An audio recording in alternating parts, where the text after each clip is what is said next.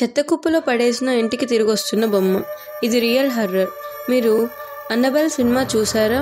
అందులో ఓ బొమ్మ భలే భయపెడుతుంది. ఆ బొమ్మలో దూరిన ఆత్మ ఆ ఇంట్లో వాళ్లకు చుక్కలు చూపిస్తుంది.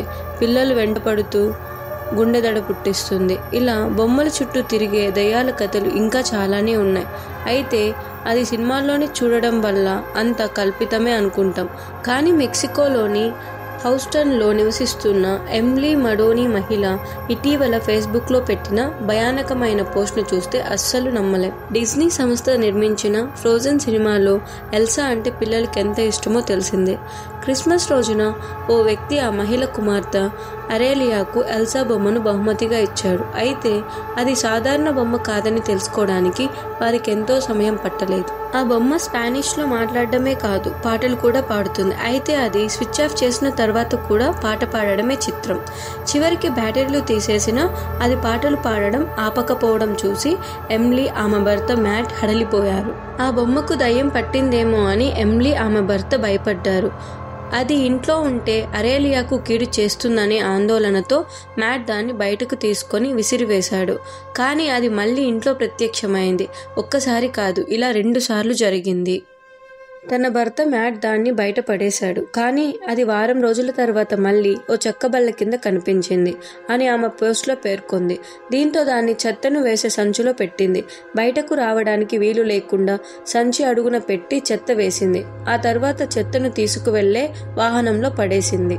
బొమ్మ పీడ వదిలించుకున్నామనే ఆనందంలో ఎమ్లీ కుటుంబం హాలిడేస్ గడిపేందుకు వెళ్లారు. కానీ ఆనందం ఎంతోసేపు నిలవలేదు.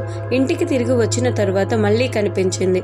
ఇంటి వెనుక పచ్చిక బయల్లో వారి కోసమే ఎదురు చూస్తున్నట్లుగా నిల్చుంది. ఆ బొమ్మను ఎన్నిసార్లు బయట పడేసినా తిరిగొస్తుండడంతో ఎమ్లీ మ్యాట్కు విసుకొచ్చింది. దాన్ని అత్యంత దూరంగా పంపేయాలని నిర్ణయించుకుంది. 1500 మైళ్ళు దూరంలో నివసిస్తున్న ఆమె ఫ్రెండ్ క్రిస్కు ఈ విషయం చెప్పింది. అతడికి దయ్యాలంటే చాలా ఆసక్తి. దీంతో ఆ బొమ్మను అతడి వద్దకు పంపడమే ఉత్తమని ఎమ్లీ భావించింది. ఆ బొమ్మ ప్రస్తుతం క్రిస్ వద్దే ఉంది. అతడు తన కార్ బన్నెట్కు టేపు వేసి అతికించాడు.